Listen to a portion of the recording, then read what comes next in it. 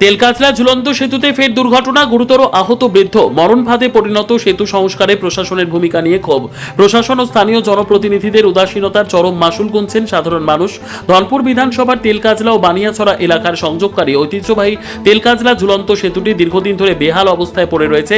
সেতুর বিভিন্ন অংশে তৈরি হয়েছে বিপজ্জনক ফাঁক, ফলে প্রতিদিনই ঝুঁকি নিয়ে পারাপার করছেন স্থানীয় বাসিন্দারা।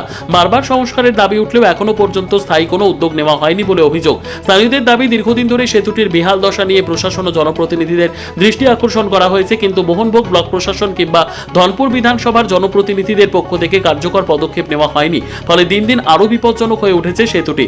অবশেষে স্থানীয়দের আশঙ্কায় সত্যি হলো, কোনো বাইক বা সাইকেল নয়, খালি পায়ে হেঁটে সেতু পার হওয়ার সময় সেতুর ফাঁকে পা গড়িয়ে দুর্ঘটনার শিকার হলেন 60 বছরের বৃদ্ধ আব্দুল বারেক। আচমকায় সেতুর ফাঁকে পা আটকে গিয়ে গুরুতরভাবে কেটে যায় তার পা। মুহূর্তের মধ্যে ক্ষতস্থান থেকে ফিনকি দিয়ে রক্ত বের হতে থাকে।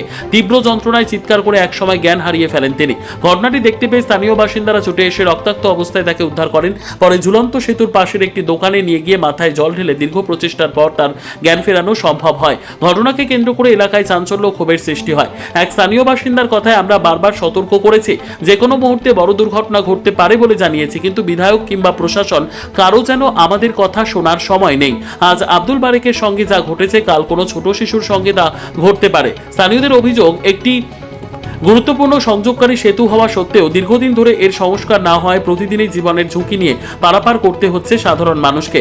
তাদের দাবি, আর কোনো দুর্ঘটনার অপেক্ষা না করে অবিলম্বে সেতুটির পূর্ণাঙ্গ সংস্কার করা হোক। পাশাপাশি ভবিষ্যতে যাতে আর বড় দুর্ঘটনা না ঘটে সেজন্য প্রশাসনকে দ্রুত কার্যকর ব্যবস্থা নেওয়ার দাবি জানিয়েছেন তারা। এই মেলাকার ব্রিজটা ব্রিজটা রোডে যাইতেছি, মানে আজ যেতে এত অসুবিধা, মনে আজ থেকে 4-5 মাস আগে খবর দিতেছি, মানুষে কইতেছে, কিন্তু এরপরও ব্রিজটা সমাধান করতেছে না। এই ব্রিজটা দিয়ে যে যা গতকালকে একজন অসুস্থ হয়েছে, আজকেও তিনি অসুস্থ হয়েছে। ব্রিজ দিয়ে ফাও ঢুকে গেছে, ফাও কাটতে গেছে, বাইক লিয়ে ফসছে 2-3 জন, কিন্তু এতবার করার পর যে ব্রিজটা ঠিক করতেছে না তারা। এই লোকটা কি হয়েছে আজকে? এই লোকটা আজকে আইতো লাগছিল, ডাক্তারের কাছে গেছে, শরীর ভালো না, তো রাস্তায় আইতো লাগছিল ব্রিজ দিয়া। তো ব্রিজের মধ্যে ফাড়া দিছে, আর ফাও ঢুকে গেছে, ব্রিজ খইয়া ফাট লয়ে গেছে। তারপর ফাও ঢুকে গেছে, ফাওড়া কেটে গেছে, শিলির কাম লাগতে পারে এমন দেখা যেতেছে আর কি।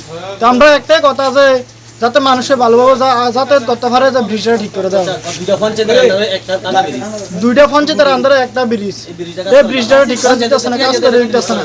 এর আগে একবার পাবলিকেরা ঠিক করছে মিললে, সেটা সরকারের থেকে কোনো সাহায্য পাইছি না। আমরা যাতে এটাই চাই যে ব্রিজটা ঠিক করে দেয়।